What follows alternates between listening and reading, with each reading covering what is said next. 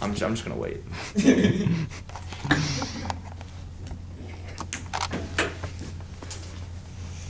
I'd like to welcome both participants to the Rhoda Kirshner-Radow tutorial at Emory University. The affirmative side in this debate will be represented by Preetham Chapada from Lexington. And the negative side in this debate will be represented by Daya Masak from Bronx. The round will be presided over by three distinguished professors, Professor Malice, Professor Evnen, and Professor Nails. The round will start immediately. Is everyone ready? Mm-hmm.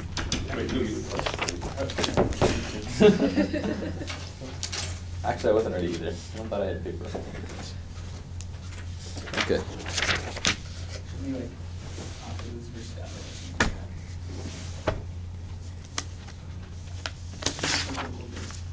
Don't see it.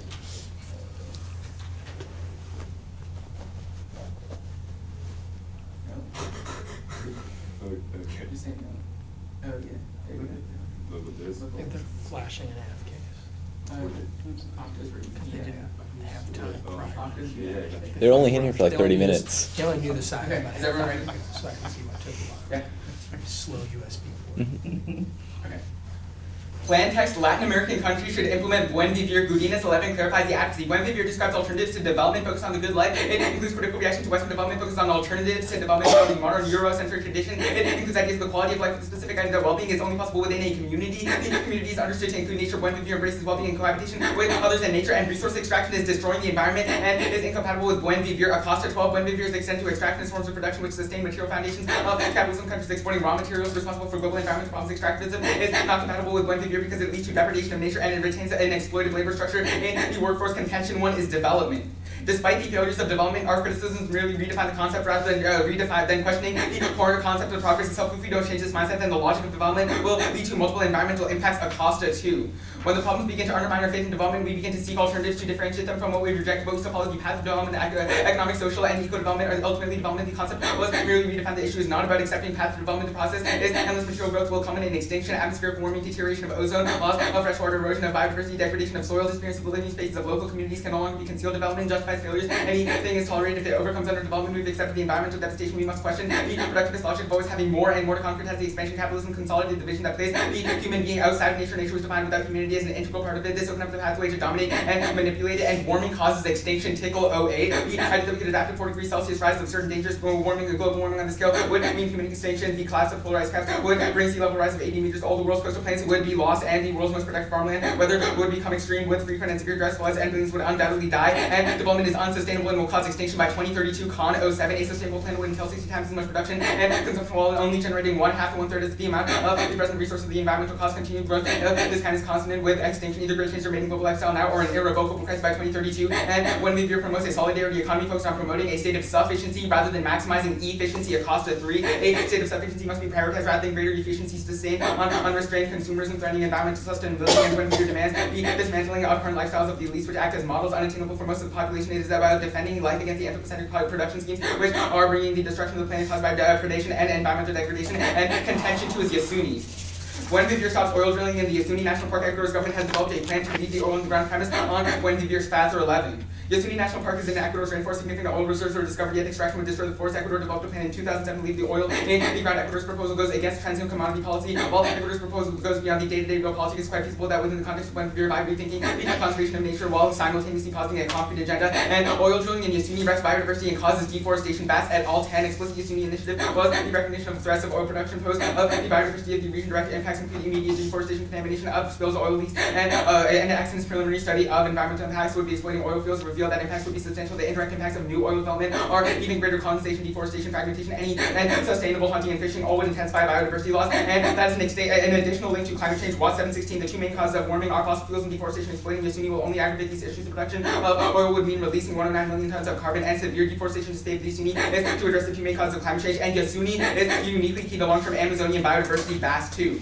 Yasuni is one of the most biodiverse places on Earth. What makes Yasuni special is the potential to sustain this biodiversity due to its large size, likelihood to maintain rainforest conditions as describing 10 class large reserves were connected to intact landscapes are key to maintaining Amazonian biodiversity long-term protects 10,000 kilometers of forests, and only one of the high biodiversity wilderness areas. The park is still surrounded by intact forests. The majority of the forest is home to top predators, sea dispersed herbivores, and sea predators. The large vertebrate assemblage increases its ability to protect plant and animal communities over the long term, and the high precipitation in the western Amazon is controlled by regional factors not expected to disappear under any climate change scenario. And Yosemite has unique value to not only protect a lowland forest, but also can serve as a key stepping stone for climate change-driven species migrations and Amazonian biodiversity loss causes extinction. TACUS 96. The destruction of risk complex species triggers rapid changes in global climate. Agriculture depends on stable climate, and the extinction of the species in the Amazon basin leads to famines, which 1 billion human beings perish, and famine leads to thermonuclear war, which extinguishes civilization. Decimation of biodiversity will make fields difficult to maintain, and consequences similar to a nuclear winter civilization will disappear before the end of the century. And the standard is maximizing expected well-being. First, epistemology is constrained by the madness of pain, enabled 89. Sensory pleasure is good and pain is bad no matter whose they are. Everyone takes the avoidance of pain and promotion of pleasure as subjective reasons for action. There is no possibility that pleasure and pain have no value of any kind that can be objectively recognized. There is nothing in itself good or bad about having an experience no objective view could possibly overrule our subjective authority. Only utilitarianism may constitute and aggregates everyone's subjective experiences. Deontologists don't regard pain as normatively valuable, only duties and intentions. And second, competing violations of an ethical framework collapses into consequentialism regardless of whether we can weigh those violations, since conflicting duties prove a conceptual flaw in their moral framework. If one cannot judge an action, then the framework itself is not functional, so we resort to the AC framework. Third, moral uncertainty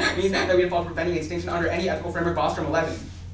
Moral uncertainty suggests that if we're uncertain about our ultimate aims, then there's great option value in preserving our ability to recognize values to the future. To do this, we must prevent any existential catastrophe. And fourth, util is the only moral system that is available to policymakers. Good and 90 for public officials. It is necessary and desirable to adopt utilitarianism. Officials are obliged to make choices under uncertainty. They are generalities and aggregates, and what will happen to most people, and that is all that allows for policymakers to use a utilitarian calculus and for agent-specific justification, because different actions have different obligations. For example, it is immoral for a citizen to cut someone up, but that is the obligation of a surgeon. And fifth, part of personhood is irrelevant. Part of his brain thought experiment proves this. Imagine that you're afraid fatally injured, and you have two brain-dead brothers. Your brains divided one to each is continuous through the person, and every way they're two of the same person. But by definition, personal identity can only be one person. This proves personal identity over time is an illusion lies for sensations and experiences which are loosely linked. This consists of consequences because each individual's personal identity or self-interest does not matter. The only thing that's morally relevant is the aggregate of all sensations. Absolute negative proving a warrant wider framework is consistent with purpose proof of person and presume the AC framework is true because the conclusion is correct even if defensive responses deny possible warrants. And finally, the resolution is a question of comparing rules. A resolution is a chase statement that divides the ground between the Affirmative rules, not the object of evaluation. Truth testing prescribes an absolute unmutable burden on the advocate. The infinite ground Nelson, a true statement model imposes a burden of proof on the advocate as large as sufficient to negate, deny, or ability to make true statements, and such charges seem unfair as they provide with nearly infinite variety of skeptical objections to normative claims. That's it.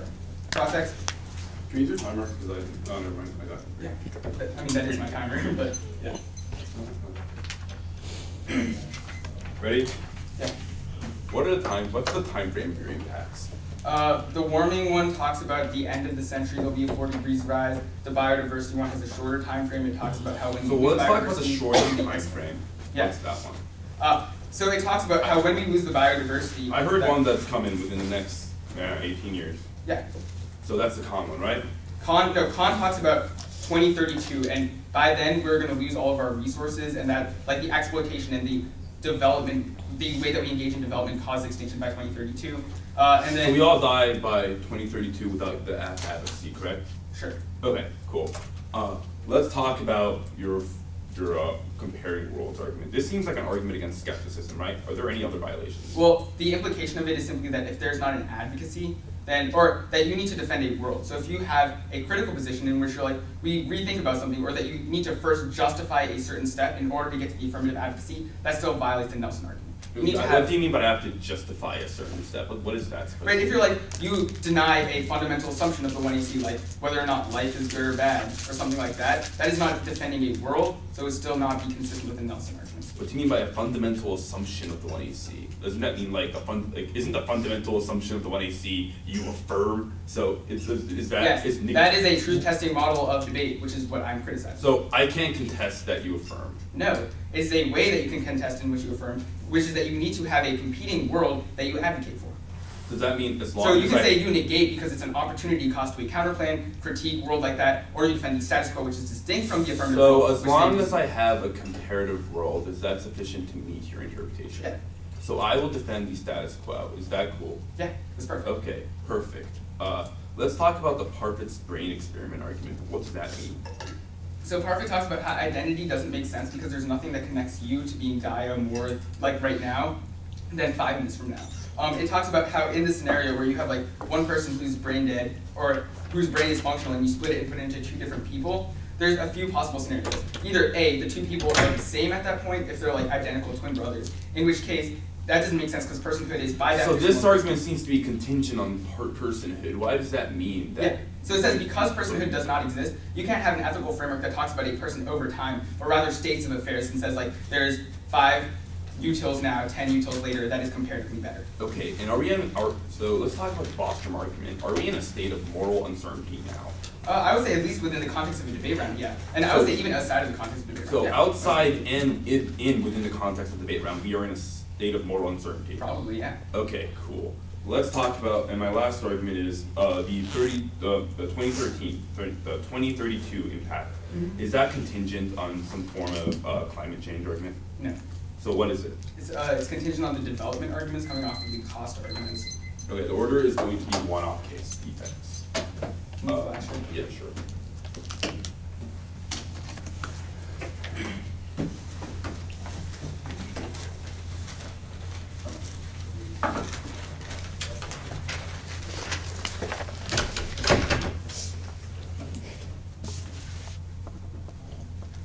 Do you still have what I read against you at the last round, Robin? I don't see this question in my contracts.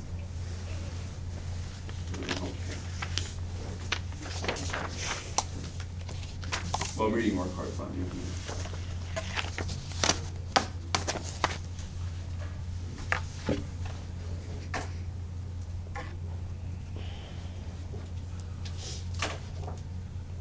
I might not read all the cards. Okay. Yeah.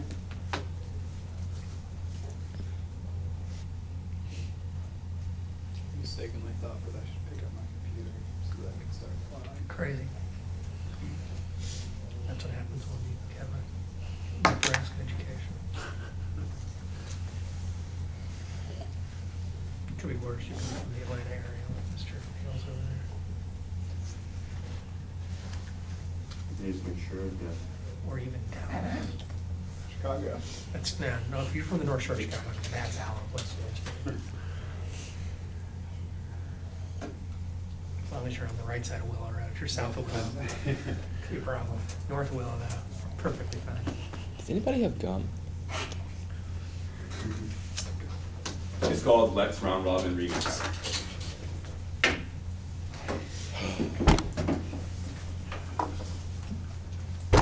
I'd give you higher speaks, but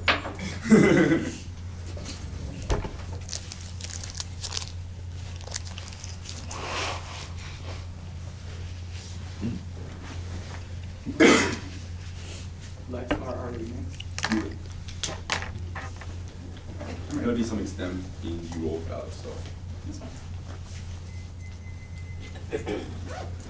Is everyone good to go? what's it? Okay. The 1AC provides empirical evidence that proves that extinction is inevitable if we do not enact our advocacy. They, however, fail to see the underlying assumption of the voting act does nothing to change how developing countries interact with the environment in the real world. Thus, if their impacts are true at the end of the day, humanity is now hurling towards us. We stand powerless to stop it. Thus, their hypothetical method of saving the world to plead for help in the face of inevitable death fell. We try to convince ourselves that we are from dying, but the reality is we are all going to die since the therapist comes. They should find out this many of those who enter therapy state fear the end, terrorize that her or his life has no meaning. The core eccentric anguish, anxiety, or death. Much of our culture perceives reflection on death as morbid, insignificant. Our culture tells us to focus on hope and possibility, acknowledge the finitude of existence, that insight we gain from sitting with our own existential anguish enables and empowers us. The reality is you and I are going to die. The more we come to know about reality, we're dying. The more we come to know about the depths of our current moving. Living by fearing death makes the value to life beg the questions, become trapped in an endless cycle of living for the sake of living, meaning or grasp on morality and our obligation, epistemically suspect. Ravinsky 1. Death as perfect as our life. Life will lose its interest when it may not be risk and becomes shallow and empty. Our grief makes existence like a court changer. We dare not contemplate the great number of undertakings. We are powerless by thought. If a disaster should occur, the tendency to exclude all death from calculation. Life brings many other renunciation and exclusion. When we invest all of our efforts in surviving, the true nature of life evades us. A life that will flee in death has less value. The affirmative can literally not leave the link of this argument because he says that extinction comes first under any ethical theory, because he concedes across examination that we are at a state of moral uncertainty now, which means that extinctions always come first. That's the Bostrom evidence. Also,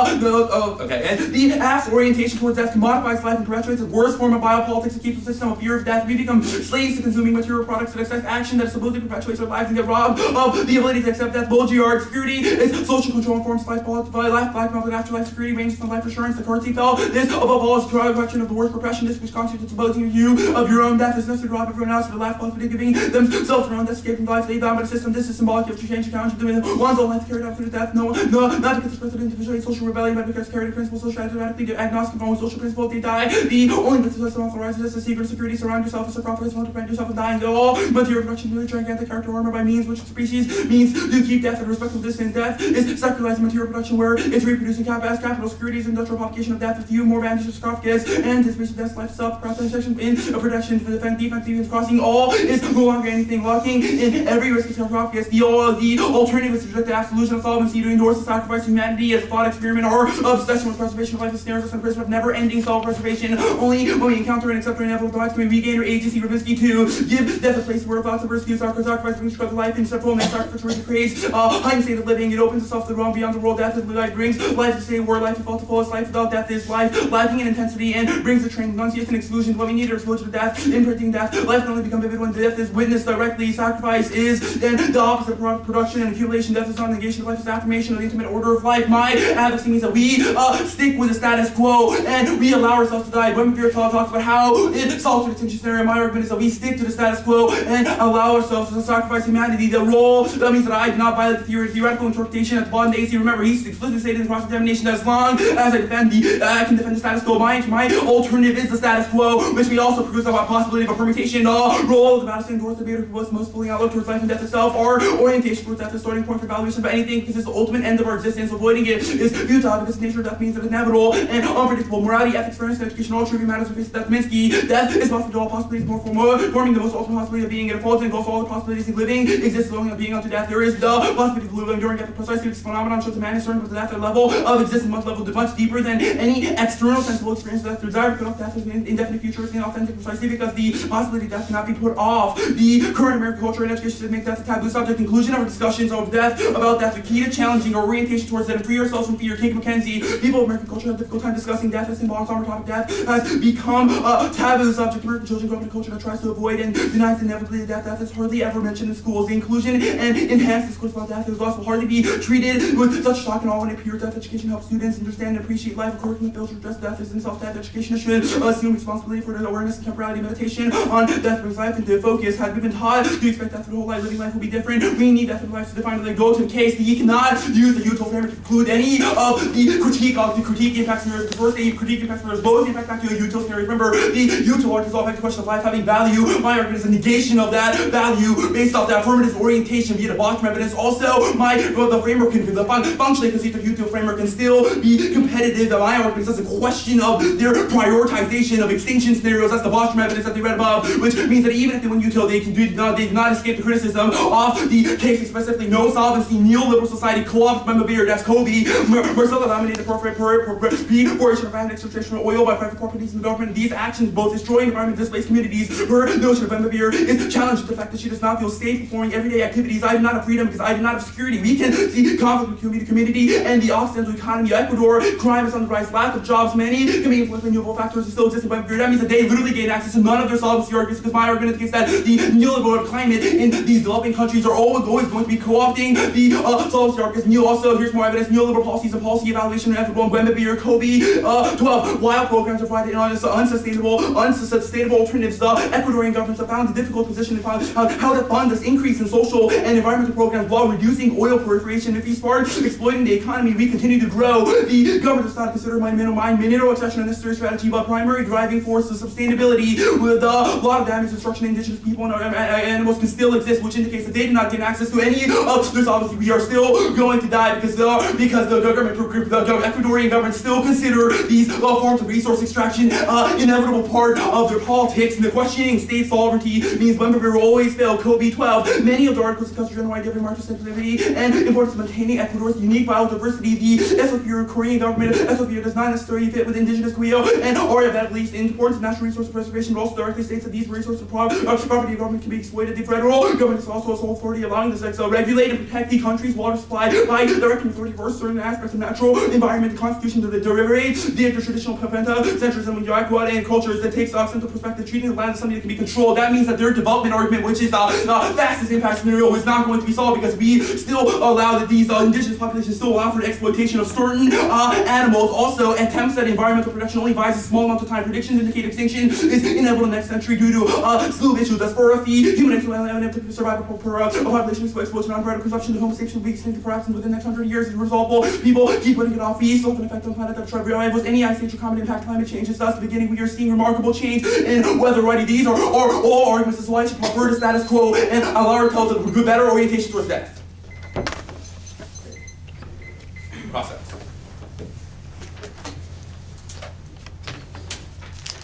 Ready?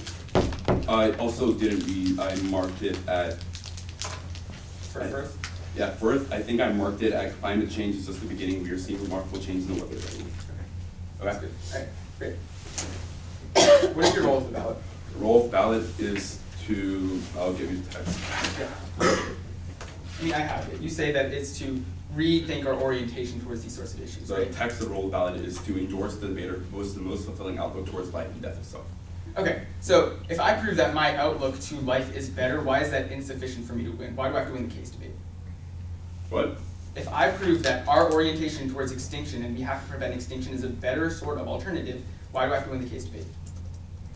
You wouldn't have to win the case debate. Okay, so if I win the critique, that is sufficient for me to win the round. Yes. Okay, great. Case debate does not matter. If I'm winning, so if I'm winning extinction's bad, I win the debate. Great. If you win extinction's bad, you would have to probably win reasons why you solve for extinction. Wait, I don't understand that though, because your role of the ballot is that we think about the orientation. So if I win my orientation is better, why do I have to win the case debate? Yeah, the orientation is based off what you do in the 1AC, right? Like my argument is that you provide. So you say we should talk about our orientation towards death. Let me If I prove explain to my you the orientation framework, towards right? death and the Your 1AC is better, why do I have to buy into why do we have to talk about the case debate? Talk about because the link is contingent on the case debate. Here, let me explain to you the argument. My argument is that you read a bunch of empirical evidence as to why we're all going to die, right? Right? Yes, sure. Even if and then you say remdesivir is key to solving for that, right? Yes. My argument is that even if all three judges sign half at the end of the day, that advocacy I is not going understand to what be your enacted critique in is the saying. rule. I'm just asking about the role of the ballot. It's a very simple question. The role Why of is the the case ballot is debate? also- Why is the case debate necessary if I'm winning under your role of the ballot? If you're winning under you would have to defend the representation of the 1AC, which was Okay. solve for extinction. Okay, so if my reps are better, then I win, and I don't have to win that I actually solve for extinction. You would have to win that you solve for extinction. Why? If you I say don't extinction is bad. understand that. That's what I don't Because understand. your representations are contingent on your extinction, your ability to solve for these extinction scenarios. Okay, I don't think that's true, but that's fine. So let's talk about some of the defense that you're putting on case. What is the offense that you have in terms of the 1AC? In terms of the 1AC, In terms of the 1AC these are on the all case debate. independent reasons to prefer the status quo orientation. Okay, that's fine. So you. My argument is, these are all Yeah. So independent your solves. Rosinski evidence says that living for the sake of living is bad. Why is that true? Living for the sake of living is bad because Yeah. it means that there's no because it makes it okay. Okay, I'll get to you there. It's not just living for the sake of living. The argument here is that like when we live for the sake of promoting our own life, we stop doing things that we would actually want to do.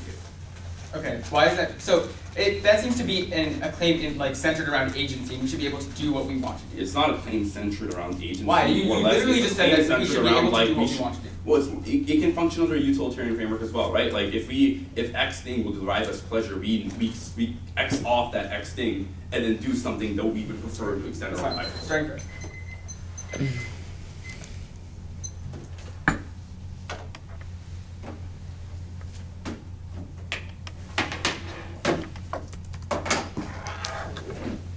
It's like the people that just live in like plastic bubbles because they're scared of like the outside world. They're like, oh shit, I don't want to get germs. They're scared.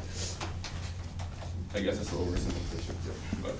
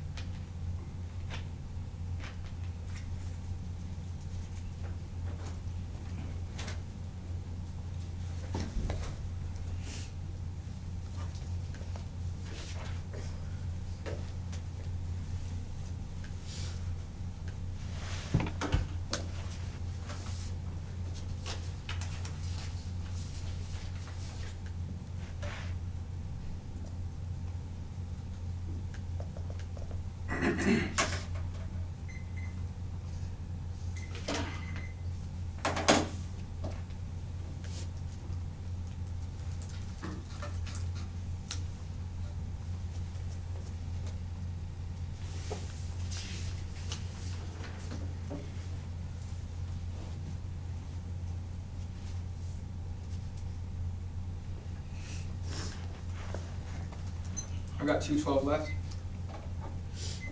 The order is case and then the K. Are you reading cards? Yeah.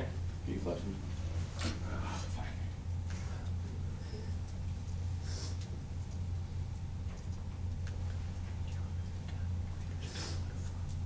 Yeah.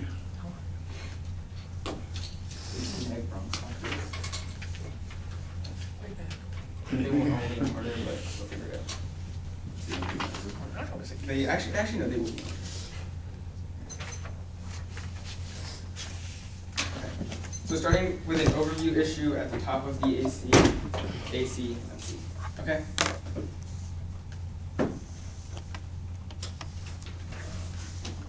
Everyone ready? Are you starting? Wait, what's the thing? I'm sorry. Order is overview, AC, and C. Overview. NCAC. No, overview, AC, and C. AC. Okay. Yeah. Is everyone ready? Mm-hmm. Okay. Overview 1, if I'm winning the roll of the ballot, arguments that's the reason that you don't, and that you don't even evaluate the case debate, because if I'm winning that my orientation towards extinction is better, it doesn't matter if I even solve for extinction, because my representations, the pre-fiat implications, which he concedes come first, always that are a reason that my advocacy is better, and second, if you bind the case debate, you always have a risk of offense, because he doesn't have a single offensive argument on the case debate, off the coast, the evidence first, there is always a risk of offense, because he doesn't say I completely solve for neoliberalism, but I at least try to solve for the root cause. The status quo doesn't do absolutely anything, which is a reason his alternative is completely awful, and second, he has correlation, not causation, just because there continue to be these problems doesn't mean it's because of when you're off the second argument. I view sufficiency, so it's not like we have no resources, we still have sufficient resources in order to have these communities. The people redefine the concept of community off the third argument first. The idea that we're redefining the community means that we're including nature into our definitions, and it's not the state that's controlling, but it's these smaller communities which out of that came now off the further evidence. I'm always going to outweigh because it's going to take less time. He talks about these extinction impacts coming off after hundreds and hundreds of years, but we can still prevent the impact even if we start now. And it's not too late. We need to start seeing that's Christian Science Monitor 610. The aggressive efforts to tackle the emissions could keep the world on track to hold increases in average temperature to 2 degrees. That's the conclusion the IEA has reached after reviewing global emissions trends. The greenhouse gas concentration, the agency estimates the aggressive approach could slash 2020 emissions far more manageable than 900 million tons. So extend the contention one with the causative evidence that we have to prevent these environmental impacts. The only way to do so is by moving away from the conception of development. Now extend the tickle away argument, which is that warming would cause extinction because of the loss of ice caps and farmland. Now go to the framework. Extend the first argument, which is the enable argument that we need to look to epistemic pain and pleasure. The cross application of this is extremely important to the K because it talks about how we need to talk about our agency, and the agency says that we would want to maximize our pain and pleasure, but we literally cannot do that if we're all dead. He says that it still operates under a util framework, but these arguments will always outweigh on magnitude because we literally don't have that ability. Now, the Boston argument is also going to be especially important because there is also moral uncertainty in terms of the critique, which is a reason that you should always prefer the impacts of the 1AC because at least we can allow us to have these discussions in the first place. So if the pre-fiat impacts are important, we should prevent extinction now of the critique. First, he is not justifying why the role of the judge is anything pre-fiat. The role of the judge is to think about these issues in a post-fiat context and imagine a world of debate, which is a reason that my impacts would still matter. But second, there is always a risk of offense because the way that we're talking about these issues, and if I'm proving that the discussion of the 1AC are important, then that means that it's going to spill over and create these positive impacts. So there's at least a marginal probability that it'll have an impact on the extinction debate. He is just putting defense off it. Off the Rosinski evidence, there are a few problems with this. First, the agency arguments are a reason that I outweigh because he has a marginal link to it. At least we can decide whether we want to live or die in a world of the affirmative because we are not oppressed by the idea of we're not oppressed by the extinction that would be inevitable. And second, life is a prerequisite. Death, symbolic value fearing death does not preclude recognizing life's finitude and inevitability. We can still create a provisional value in life. Individuals should have the option to live. That's Cal now 9. Life itself is valuable, although the finitude of life cannot be an evil position. Still, negotiates the middle ground is rational fear death and regarded as an evil to be avoided. We can rationally fear future death and categorical desires and provide a disutility, which is the prospect of death. Rationality is an evil to be avoided. We have good reason to avoid rationally regard the prospect of our own death. That's also a reason that they link to the pre-fiat justification because it talks about how when we create this fear, it means that we'd be able to solve for the extinction arguments because we're instituting that, which is a reason that's going to be net better. And the discourse that we want to see is beneficial not the Baudrillard argument first. Baudrillard's policies about suffering cause genocide that kills value of life. Ball says 6. We can learn about wars that do not take place. Who the hell is Baudrillard? French philosophy elegantly ignores the problem. They camouflage genocide. Compare Baudrillard with Dunant. The founder of the Red Cross. Dunant was no philosopher. He saw suffering and was felt obliged to act. He knew that his efforts would prevent war in general, but he felt that he could alter the cruelty of reality and succeeded in doing it. And second, the way that when we're engaged in these problems is not beneficial because we would have these smaller communities that focus on the quality of life, which means that we would not be perpetually in fear and would be net better now. The alternative first, mind still operates post-fiat and pre-fiat, which they reason is not beneficial. But second, permutation to the text of my advocacy, and then you can still engage in one view for other reasons other than extinction. There's no reason that you would have to hold me to anything other than the text.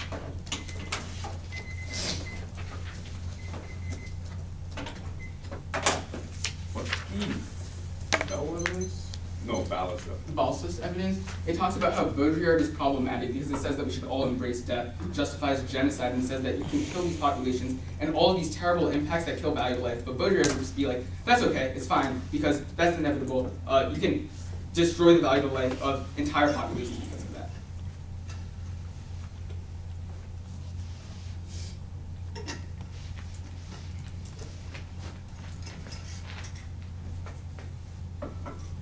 I think you have them. You didn't read Schwartz, right? Yeah, You didn't. I did not read it.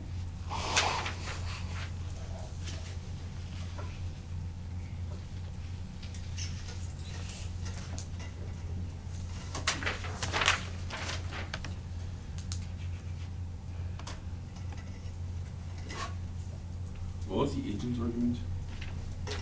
So your argument is about agency and being able to choose our own life and not being controlled by fear, but a prerequisite to agency is being alive and being able to make your own choices, which is literally impossible, unless we try to avoid distinction. So it's a weighing analysis claim to agency. What's the warrant in And which one? Yeah, it says it allows for a middle ground, but the Bostrom evidence seems to indicate that extinction always comes first. No, it says that when we fear death, that's not problematic necessarily, because we can say that life is valuable. And this argument is about the middle ground. Yeah, so it says that the middle ground is that you can fear death and regard it as an evil that we should avoid so that we can value life inherently, and that's the middle ground where we have the optimal amount of value of life. Right? It's the critical part is the halfway part through, where it says it is rational to fear death and regard it as an evil to be avoided. And then it also talks about how that fear would still create those positive impacts, so the 1AC would still operate pre-fiat in the same way that your arguments do.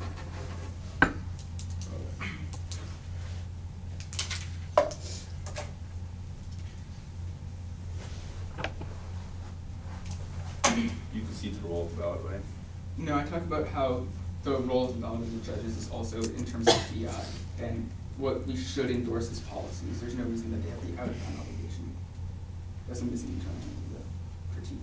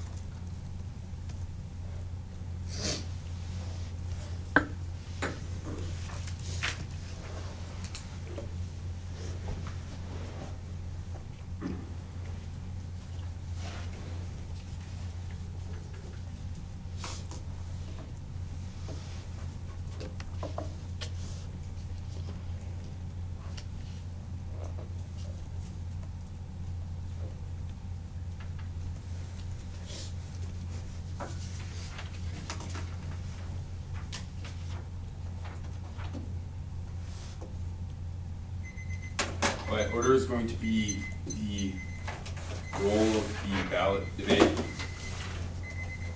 and then the substance of debate. So roll of ballot, then we'll back up on.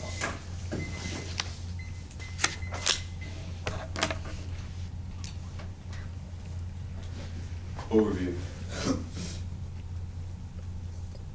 Is the AC in there? What? No. Okay.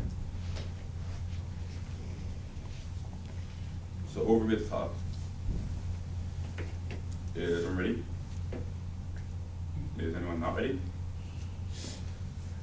A critical real missing internal link in Priestham's argument is that he concedes that his advocacy is not going to be enacted, which means that, or the way you should frame or filter your view of the round is through the lens that extinction is truly inevitable within the next 14 years. That means that, remember, that's going to be on a later flow. Go to the role about the makes in the role about us indoors, the bit of most fleeing outlook towards outlook of life and death spells, and the domestic evidence that our orientation towards death is starting point for evaluation of anything being its ultimate under existing, avoiding its futile, this nature of death means that it's inevitable and unpredictable. Morality, ethics, fairness, and education are all true matters to face that. That means that your role as a judge, that is the internal link that could be some claims that is missing. In the case that you as a role, you have an obligation to talk about how fixably the orientation towards death works. The King-Mackenzie evidence indicates that in-round context with against the current American culture and education system makes death have such a conclusion of discussion about death is key to changing or orientation towards the fear of self-fear. That means that you as a judge have an in-round obligation to talk about, understand, to fix our orientation towards death and have an academic rejection of the debater if they prove that if I prove that his Priestham's orientation towards death is flawed. Also, even if you don't mind, I recommend all my arguments function as a filter as to how he should evaluate the post-PF framing arguments. If I prove that his orientation towards death is flawed, then he should probably prefer the status quo. That is a reason as why he can't be winning. The reason is why risk of offense on util is sufficient, because my argument indicates that if I win, that his framing of death is problematic under a utilitarian framework or under my role of balance, you should probably vote negative there. You also go to line, but like he says, for his post-PF functions already answered that second one is spill over. First of all, there's literally no more, and that's why this round will spill over. My arguments are not conditional on spill over because my arguments are just an academic projection of his discourse. The number 2 point is that he literally has to prove that every single developing country is going to implement Buenvivier within 18 years, or we're all screwed. He has not proved that, which means that you should probably default to negative arguments. Also, and go to the top. Extend that the 1AC provides empirical evidence that proves that extinction is inevitable. If we do not enact our advocacy, they, however, fail to see the underlying assumption of that voting act does nothing to change how developing countries interact with the environment. Thus, their impacts are true at the end of humanity style hurling towards that we stand powerless to stop it. Here's how the argument, here's the framing issue of the round. My argument indicates that his advocacy is key to solving for extinction. He says that his advocacy, but my argument is that his advocacy is not going to be implemented in developing countries in the real world, which means that we are really screwed. Extinction is hurling towards us. That was very clear in the 1NC, which means that the only thing that matters is our orientation towards death.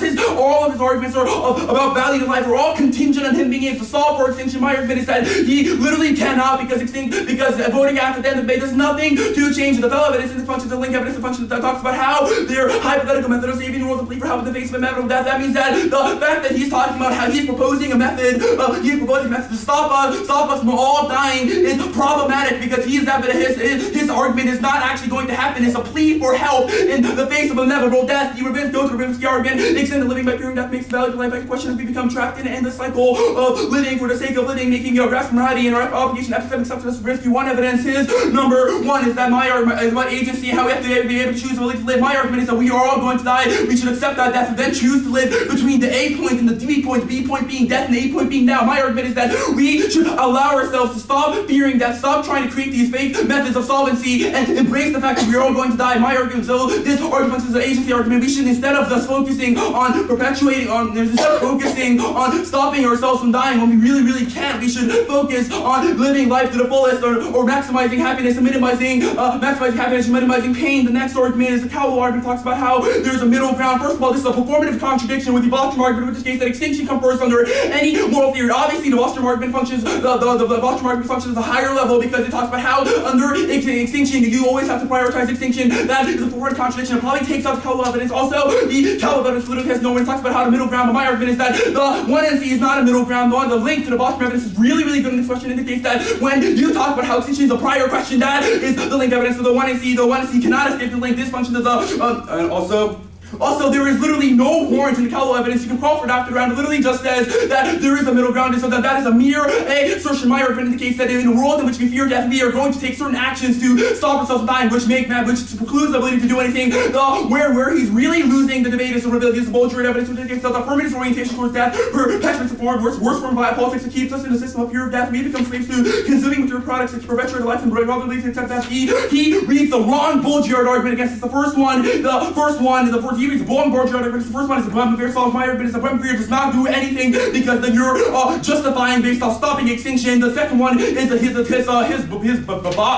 His baller card is not applicable because it talks about vultures, death, about social death between mitosis. That's my argument. Is about biopolitical securitization of life. That is the argument. So he reads the one card. Also, the card, the baller's card, literally has no warrant. It just talks about how Bulgard is a little bit crazy. He may be, but you still concede to the internal warrants of the Bulgard card. I'm extending, so you still lose 3. So I'll go to the alternative debate. Extend the alternative subject to absolution of sovereignty, endorse of sacrifice, humanity, thought experiment, or obsession with preservation of life. This nears the prison of never-ending self-preservation. Only way encounter and accept her inevitable life can be beginner HCS risk to evidence. He says permutation. You both know. LOL. The permutation obviously fails because I talk about how I specifically defend the status quo, so we can endorse mode of death is mutually exclusive because you claim that when Bevere solves for extinction my argument, we should talk about the status. We should accept the status quo to accept our inevitable demise. That is the framing argument. So also the permutation also doesn't fail because my links aren't to Bevere. My links are to your orientation toward death, which means that as long as I'm winning any risk of a link, that is a reason to direct them under my post-fiat framework. Look, the round's very clear. He has a bad orientation towards death, proven by the concessions, and my response is to his turns on the case. Obviously responded to, my orientation towards death is good. You vote me there based on post-fiat, based on pre- and post-fiat implications. 2:12 left. Starting right now.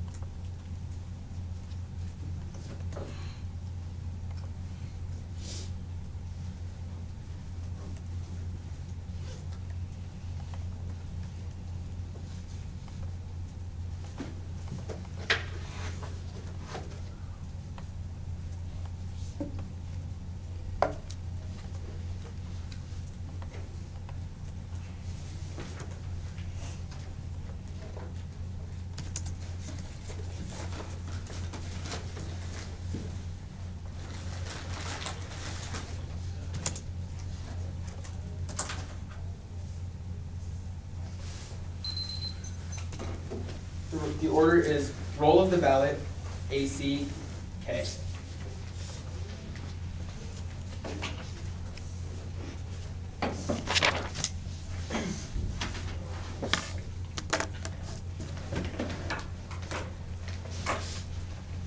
everyone ready? The thesis of the negative position is that it would be great if we could do something about extinction, but the problem is that he's not answering the arguments about why my representation actually does have real implications about solving for extinction. If I'm winning that internally, there's literally no offense for the negative because he is conceding that solving for extinction would be a good thing if we could do it, but he's conceding the reasons that we actually can coming off of the 1AR. So the first argument is that his role of the ballot means that if my orientation towards death is better, that is an independent reason that you vote for me. It doesn't matter if we can pass one Vivier or not because the way that we are thinking about these issues is net better, and we should default to an orientation in which we try to prevent extinction. It doesn't matter if the affirmative advocacy happens because my orientation is better. I am proving that extinction is an ethically bad thing that we have to prevent, which is an independent reason that you can vote for me. That comes off the extension of the overview argument, which is completely conceded in the last speech. The second argument is that there is a risk of offense because the fact that you're endorsing these policies in the debate round means that we will go out of these round and create these sorts of policies in the future. That is at least a risk of offense, which means that there is at least a marginal chance that we'll create some sort of impact in terms of extinction in the way we think about this in the context of real policies. And if there's at least a risk of offense on the extinction debate, that's sufficient for you to vote for me because I actually do something in the third argument, which is the most devastating concession, is that he's not answering the cross-application of the Calno evidence in the 1AR. The Calno evidence says that if we institute this sort of fear that will motivate us to take actions against the impacts of extinction, we will try to move away from the extinction paradigm, and we will take the policies such as one fear. So the act of the 1AC, he says that the speech acts matter. So the speech act of the 1AC institutes the fear necessary to solve back for the extinction that he claims is inevitable, which means that it is no longer inevitable if you vote affirmative in this round and you endorse the speech act of Calno. So if you buy into at least a marginal risk of offense on any of those arguments, that means that the speech act of the 1AC also operates pre-fiat, and there is a risk of extinction being solved if you sign the valid affirmative, which means that the cross-applications of Nagel and Bostrom apply. So go there now. First, extend the offense on the case. Extend the Acosta-2 argument that we need to prevent multiple environmental impacts that are caused by development, and the Tickle-08 argument that warming caused extinction. Now, go to the framework. Extend the Bostrom argument that in the context of moral uncertainty, we should always default to preventing extinction. That controls the internally to the critical debate itself, because there is uncertainty in whether or not extinction is a good or a bad thing. So if there's a marginal risk that the 1AC or voting affirmative will solve for extinction, that's a reason that you need to vote affirmative in this round, so that we can continue to have the discussion that's a prerequisite to the discussion that we're engaging in right now, and extend the Nagel 89 evidence that the extinction outweighs all the arguments, because we can't have agency, we can't discuss what would be good for ourselves if we are no longer alive, which means that it is the biggest impact in terms of magnitude. So go on to case. I go on to the critique, sorry. Start on the permutation. Extend the permutation that we can still engage in the affirmative advocacy and then reject and then still for different reasons other than preventing extinction. He's not making proper responses to this because the reason that they're competitive is because of representations, but there's no reason I have to defend anything other than the text of my advocacy. So I'm only defending the so you only extend the text of my advocacy, and there is no reason that severance, which is a reason that they're not mutually exclusive. One fear would be a better alternative because it focuses on these smaller communities that have more value to life. So if you buy into a 1% risk of extinction, it outweighs these conceding all of that the type of life would be better. We have the agency. If there's any risk, then I won't that roll about.